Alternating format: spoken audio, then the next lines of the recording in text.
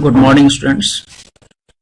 Molecular basis of inheritance के इस 7th session में एक बार फिर से हम मिल रहे हैं और इस सेशन में हम बातें करेंगे रेप्लिकेशन की। रेप्लिकेशन या डुप्लीकेशन मतलब डीएनए जो है अपने जीरोक्स कॉपी का, अपने डुप्लीकेट कॉपी का फॉर्मेशन खुद करता है। तो डीएनए के इसी डुप्लीकेट फॉर्मेशन के प्रोसेस को रेप्लिकेशन या डुप्लीकेशन के नाम से जानते हैं और हम इस सेशन में डीएनए रेप्लिकेशन पर ही बात करेंगे। और उसके पहले एक बार फिर से हम आपको बता दें कि आप word of biology 95 YouTube channel को सब्सक्राइब करो, फॉलो कीजिए और आप वर्ड ऑफ बायोलॉजी 95.wordpress.com को जो है आप फॉलो कर सकते हो ताकि वहां पर भी आपको ये वीडियोस मिल सकते हैं। आप मेरे फेसबुक पेज www.facebook.com/rajiranjan157197 पर विजिट कर सकते हैं, जहां पे आपको जो है डिफरेंट बायोलॉजिकल फिनोमिना से रिलेटेड आपको वीडियोस मिलेंगे और डिफरेंट मटेरियल्स मिलेंगे। जो ये फेसबुक पेज है ये भी वर्ड ऑफ बायोलॉजी 95 के नाम से है और ये पेज आपको बायोलॉजी के प्रति, बायोलॉजी को लेकर के जो आपका इंटरेस्ट है उस इंटरेस्ट को बढ़ाने में जो है और ज्यादा कंट्रीब्यूट करेगा।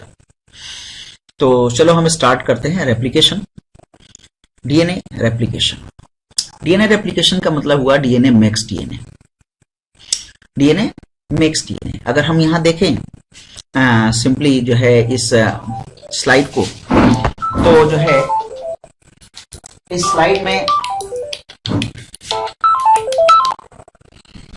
स्लाइड में जो है हमें ये दिखाई देगा कि डीएनए जो है कैसे अपने रेप्लिकेट का, अपने डुप्लीकेट का फॉर्मेशन कर रहा है।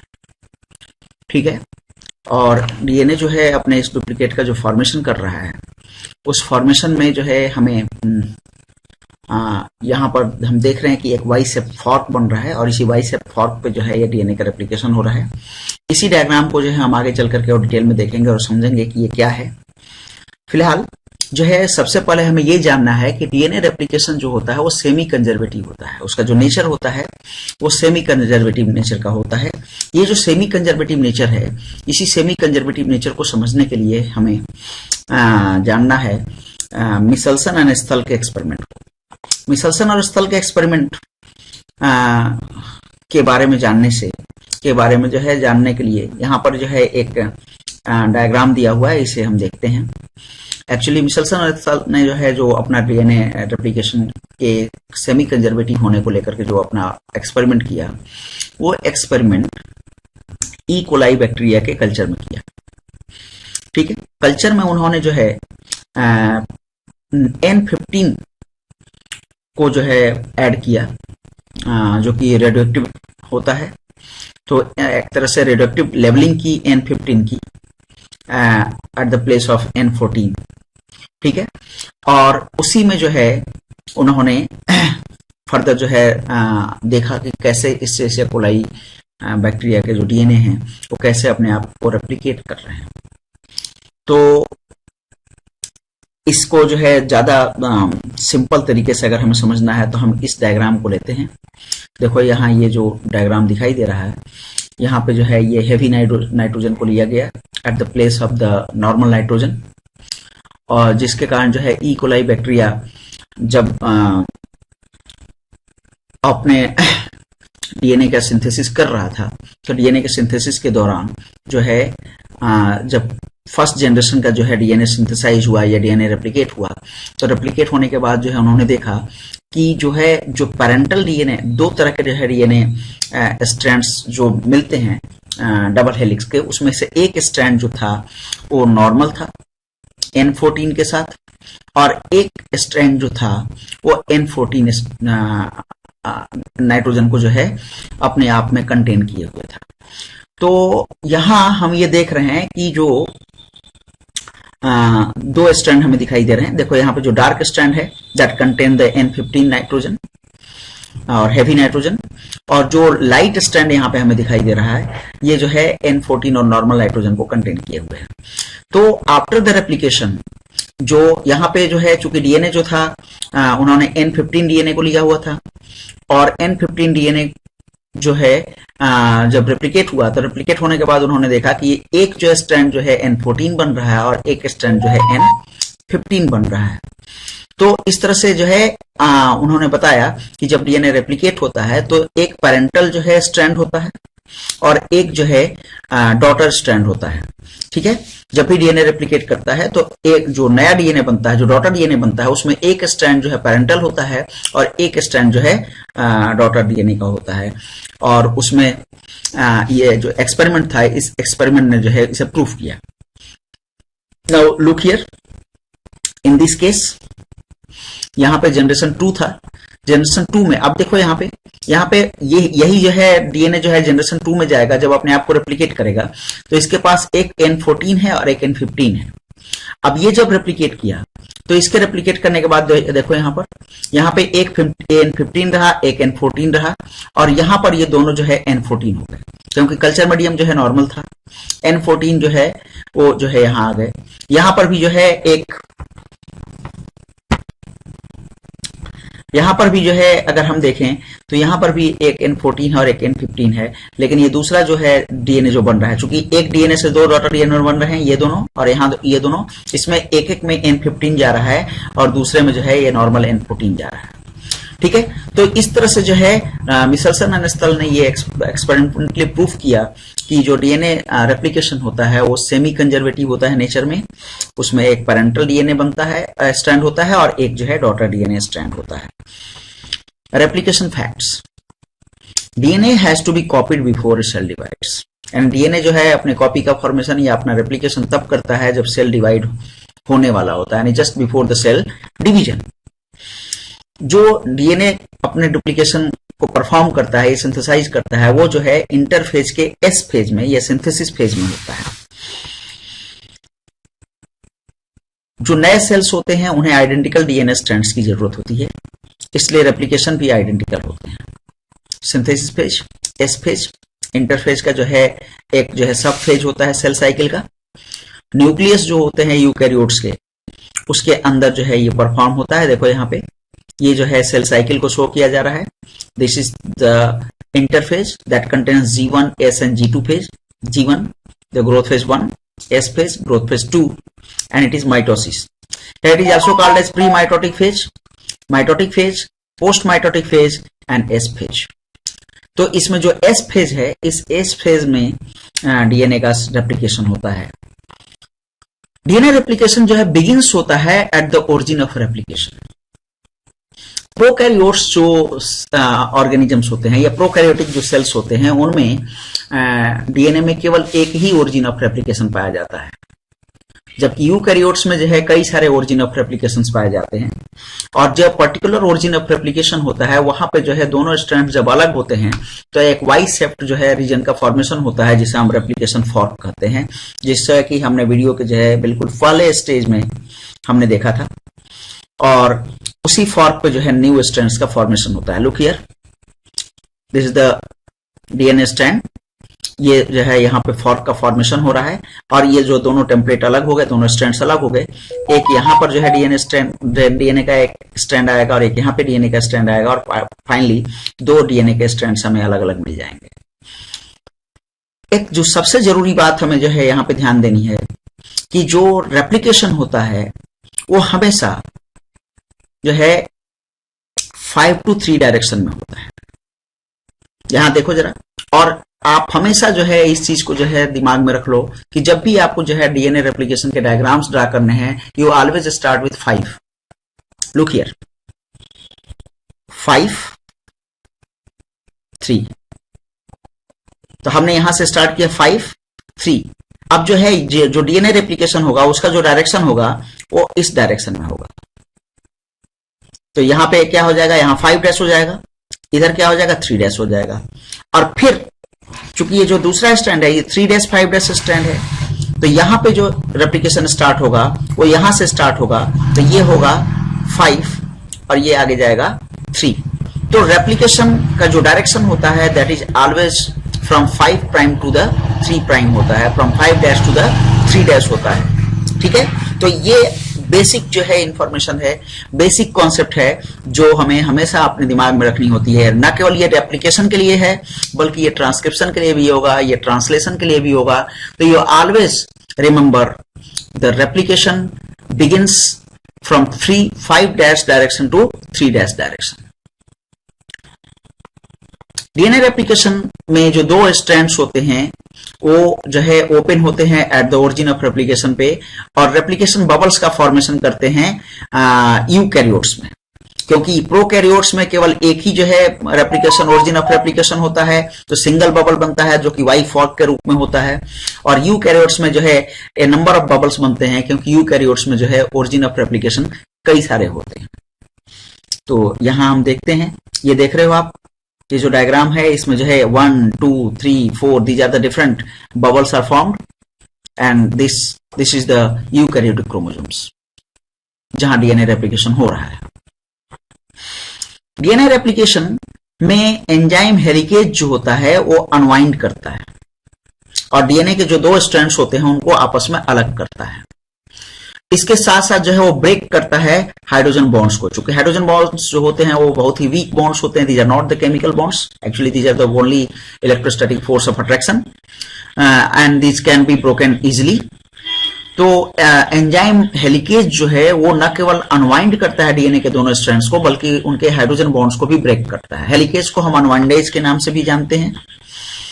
सिंगल स्ट्रैंड बाइंडिंग प्रोटीन और डीस्टेबलाइजिंग प्रोटीन जो है वो इन दोनों स्ट्रैंड्स को जो है अलग अलग रखता है, अलग अलग जो है रखने में हेल्प करता है, ताकि ये फिर से जो है ये दोनों स्ट्रैंड्स आपस में मिलकर के हाइड्रोजन बॉन्ड्स के थ्रू जुड़ न जाए।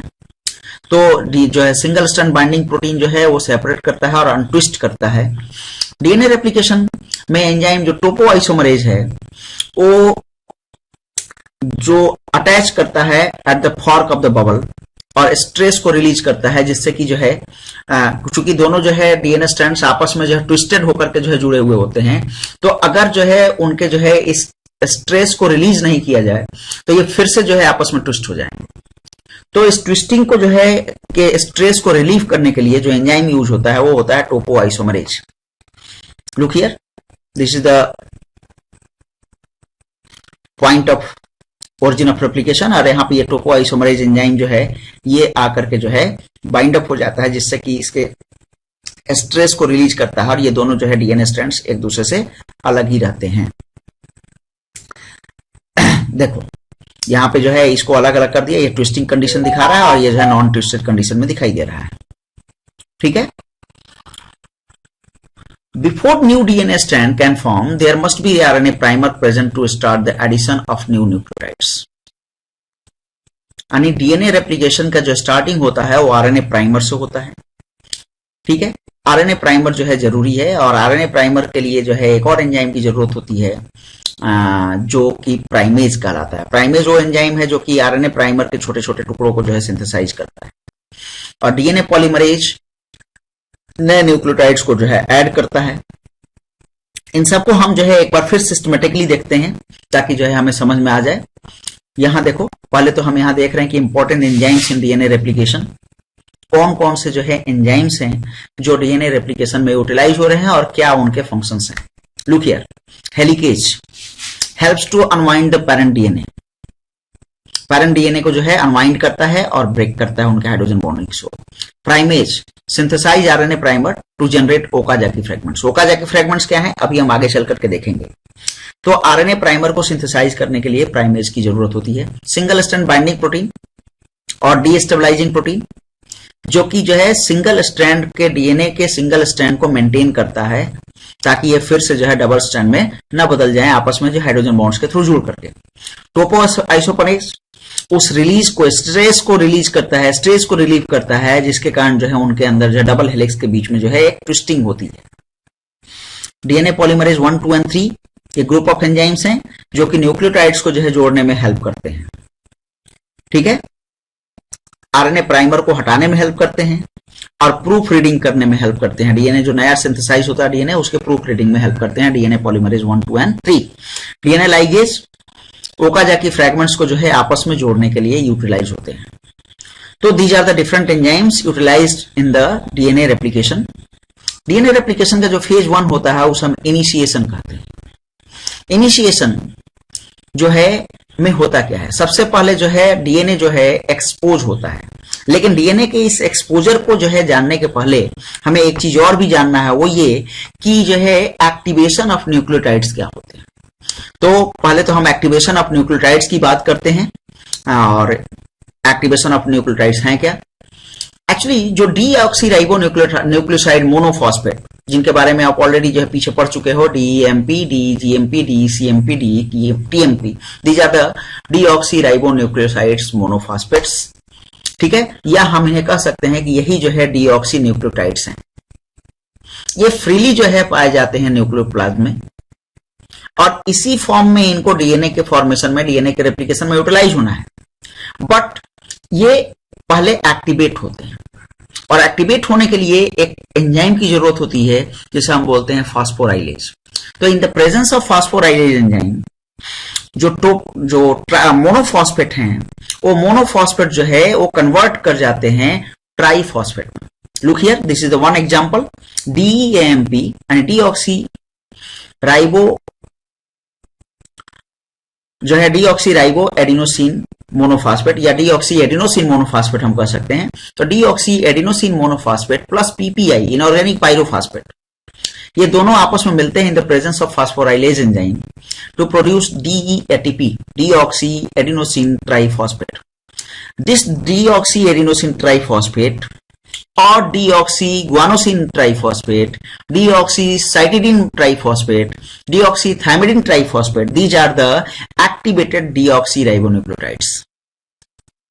यानी ये अपने आप में एनर्जी को कंटेन किए रहते हैं, क्योंकि यहां पे पायरोफॉस्फेट अटैच हो रहे हैं तो फॉस्फेट ग्रुप अटैच हो रहा है। ध्यान दो, ये एक तरह से एटीपी है, तो एटीपी में जैसे एनर्जी स्टोर रहता है वैसे डीएटीपी, डीजीटीपी, डीसीएमपी, डीटीटीपी में जो है भी एनर्जी स्टोर रहेगा हाई एनर्जी बॉन्ड के फॉर्म में, और ये एनर्जी जो है फर्दर आगे चल करके बेस पेयरिंग में यूटिलाइज होगा। तो जो है इनका एक्टिवेशन होता है, this is the first step. Exposure of DNA strand, enzyme topoisomerase जो है ब्रेक करता है और रीसील करता है वन स्ट्रैंड ऑफ डीएनए को, ताकि जो है उसका स्ट्रेस जो है रिलीव रहे और वो फिर से जो है ट्विस्टिंग न कर सके। हेलिकेज अनवाइंड करता है डीएनए हेलिक्स को और उसे दो स्ट्रैंड में अलग अलग करता है। हेलिकेज को हम अनवाइंडेज के भी नाम से जानते हैं। प्रोकैरियोट्स में इन दोनों के लिए केवल एक ही एंजाइम होता है, इन दोनों एंजाइम्स के जो को रिप्लेस करता है डीएनए गाइरेज। हेलिक्स डीस्टेबलाइजिंग प्रोटीन या DNA single DNA binding protein जो होता है वो स्टेबलाइज करता है सिंगल सेपरेटेड हेलिक्स को और रेप्लिकेशन फॉर्क को प्रोड्यूस करता है। This is the initiation phase. ये जो अभी तक हमने देखा ये क्या था? इनिशिएशन फेज था। इनिशिएशन फेज में ही आरएनए प्राइमर का भी फॉर्मेशन होता है, बट हम यहां पे थोड़ा और चीजों को समझ लें कि जो 2 डीएनए स्ट्रैंड्स होते हैं जो असेंबल्ड होते हैं डीएनए के टेम्पलेट के रूप में, डीएनए पॉलीमरेज 3 जो है वो न्यू न्यूक्लियोटाइड्स के जो है एडिशन को जो है क्या करता है? कैटालाइज करता है, ताकि कंप्लीमेंट्री स्ट्रैंड बन सके पेरेंट स्ट्रैंड का। और ये जो है हमेशा जो है 5 to 3 डायरेक्शन में होता है। देखो यहाँ पे the strand that is synthesized continuously in the 5' to 3' direction from the parent strand is called as leading strand. Leading strand क्या है एंड लॉगिंग स्ट्रैंड क्या है? जरा यहां ध्यान से देखो, ये रेप्लिकेशन फॉर्क है। हमने यहां 5' से स्टार्ट किया, 5' 3'। यहां अब यहां पे जो है जो रेप्लिकेशन फॉर्क के बनने के बाद ये हेलिकेज है, यहां पे टोपोआइसोमरेज भी होगा। यहां पे एक जो है जो डीएनए का जो है सिंथेसिस जो होगा इस टेम्पलेट पे, जो 5' 3' टेम्पलेट पे जो डीएनए का सिंथेसिस होगा फ्रॉम 5' to 3' डायरेक्शन में, ये हमेशा कंटिन्यूअस होता है। क्यों कंटिन्यूअस होता है? क्योंकि जैसे जैसे आगे बढ़ता जाएगा ये रेप्लिकेशन फॉर्क जो है आगे की तरफ ओपन होता चला जाएगा। क्योंकि ये जो है रेप्लिकेशन फॉर्क आगे की तरफ ओपन होता चला जाता है, that's why this replication is also called as zipper replication. तो जीपर रेप्लिकेशन की तरह जो है ये होता है, जैसे जो है पैंट की जिप जो होती है या किसी भी चीज की जो जिप होती है जिसे हम चेन भी कहते हैं, तो जिप जिस तरह से ओपन होता है उसी तरह से जो है ये जिप की तरह ही है ओपन होता चला जाता है डीएनए स्ट्रैंड्स। और ये जो लीडिंग स्ट्रैंड है ये आगे की तरफ कंटिन्यूसली बढ़ता चला जाता है। बट जैसा कि हमने बताया कि जो है डीएनए रेप्लिकेशन हमेशा 5 to 3' डायरेक्शन में होता है, तो ये जो दूसरा स्ट्रैंड है ये जो दूसरा पेरेंट स्ट्रैंड है, इस पे जो है जो डीएनए का रेप्लिकेशन होगा वो इधर से ऐसे नहीं होगा, बल्कि इधर से ऐसे होगा। तो सपोज दैट पहले यहां से यहां तक का ओपन है तो ये बन गया, फिर यहां से यहां तक का ओपन है, फिर ये बन गया, फिर यहां से यहां तक बन गया, ये बन गया। इसका मतलब ये हुआ कि जो अपोजिट स्ट्रैंड है, अपोजिट डायरेक्शन में जो स्ट्रैंड है, वहां पे 5 to 3 डायरेक्शन में जो आरएनए सिंथेसाइज हो रहा है वो हमेशा छोटे छोटे फ्रैगमेंट के फॉर्म में होता है, और इन छोटे फ्रैगमेंट्स को हम ओकाजाकी फ्रैगमेंट्स कहते हैं। और this Okazaki fragments required RNA primer.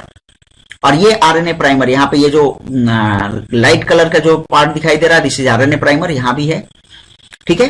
तो ये आरएनए प्राइमर होता है, और इस आरएनए प्राइमर के फॉर्मेशन के लिए प्राइमेज की जरूरत होती है। तो replication always needs RNA primer. Base pairing कैसे होता है?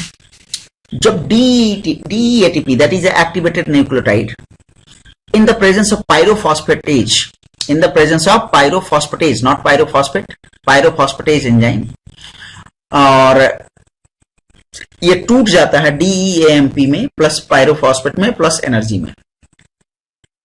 और टूटने के बाद जो है ये जो है एनर्जी जो रिलीज होती है यहां पे, this energy utilize to establish the hydrogen bonds between the nitrogenous bases of nucleotides. यहां पे फिर से हम पीछे के डायग्राम पे आते हैं। जब DEATP DEMP में जो है टूट जाता है और एनर्जी जो रिलीज होती है, तो वो एनर्जी जो है यूटिलाइज होगी इन दोनों स्ट्रैंड्स के बीच में हाइड्रोजन बॉन्ड्स को प्रिपेयर करने में, that is called base pairing, ठीक है। तो ये जो है बेस पेयरिंग होता है। इलोंगेशन में आरएनए प्राइमर का जो है जो रोल था वो हमने देखा कि ओकाजाकी फ्रैगमेंट्स के फॉर्मेशन में होता है। डीएनए पॉलीमरेज 1 जो है वो प्राइमर्स को रिलीव भी करता है, और रिलीव करने के साथ साथ जो है जो छोटे छोटे स्टेप्स हैं, जो गैप्स हैं जिनमें कि आरएनए प्राइमर जहां पे अटैच हुआ था, फिर से डायग्राम को देखो तो समझ में आएगा आपको।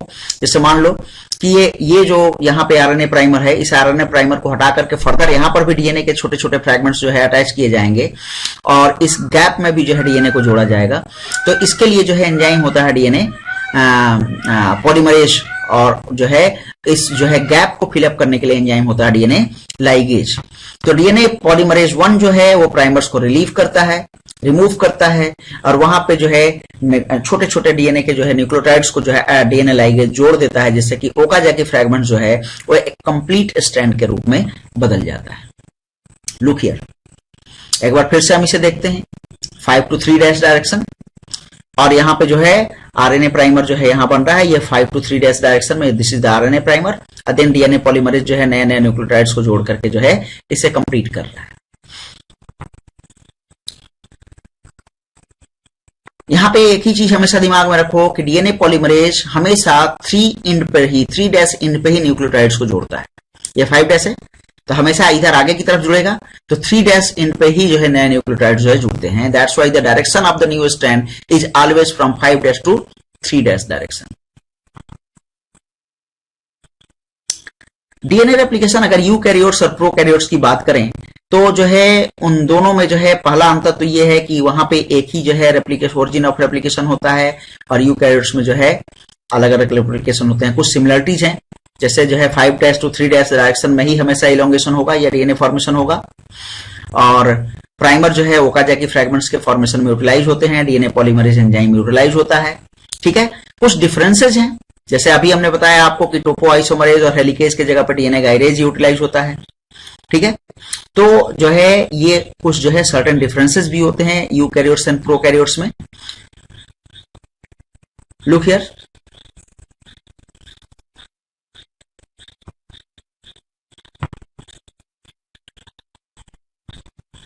ये इस तरह से जो है बॉन्ड फॉर्मेशन हो रहा है, ठीक है। पैरेलल और एंटी पैरेलल स्ट्रैंड्स को दिखा रहा है। लीडिंग स्ट्रैंड क्या है? लीडिंग स्ट्रैंड जो है वो synthesize as a single strand from the point of origin towards the opening replication form, ठीक है। और लैगिंग स्ट्रैंड क्या होता है? लैगिंग स्ट्रैंड जो होता है वो डिसकंटिन्यूअसली होता है against overall direction of replication, ठीक है। तो ये जो है लीडिंग स्ट्रैंड को शो कर रहा है, यहां पर ये जो डायरेक्शन है हमेशा लीडिंग स्ट्रैंड को, ये डायरेक्शन को शो कर रहा है, और ये जो है लैगिंग स्ट्रैंड के डायरेक्शन को शो कर रहा है। ध्यान दो, ये चूंकि इस डायरेक्शन में हो रहा है हमेशा, ठीक है, तो ये जो है लीडिंग स्ट्रैंड के डायरेक्शन को शो कर रहा है, और ये जो है लैगिंग स्ट्रैंड के डायरेक्शन को शो कर रहा है। लैगिंग स्ट्रैंड के जो छोटे छोटे फ्रैगमेंट्स हैं उन्हें हम ओकाजाकी फ्रैगमेंट्स कहते हैं।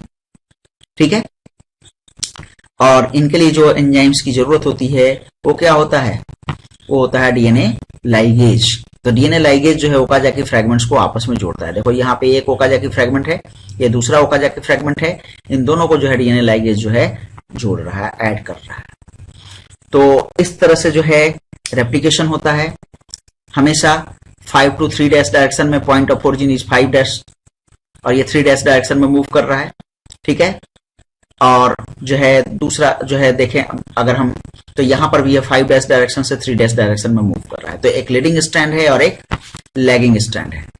Proof reading of new DNA, जो नया डीएनए सिंथेसाइज होता है तो उसमें कभी कभी जो है सर्टेन एरर्स भी होते हैं। ये एरर्स कितने होते हैं, बहुत ही कम होते हैं, रेयर होते हैं। 1 out of 10,000 बेस पेयरिंग में जो है एरर की जो फ्रीक्वेंसी होती है। यानी 10,000 बेस पेयरिंग में कोई जो है ज्यादा चांस से ज्यादा एक की गलती होने के चांसेस होते हैं, और एंजाइम्स इन्हें जो है प्रूफ रीड करते हैं और इन मिस्टेक्स को जो है करेक्ट करते हैं।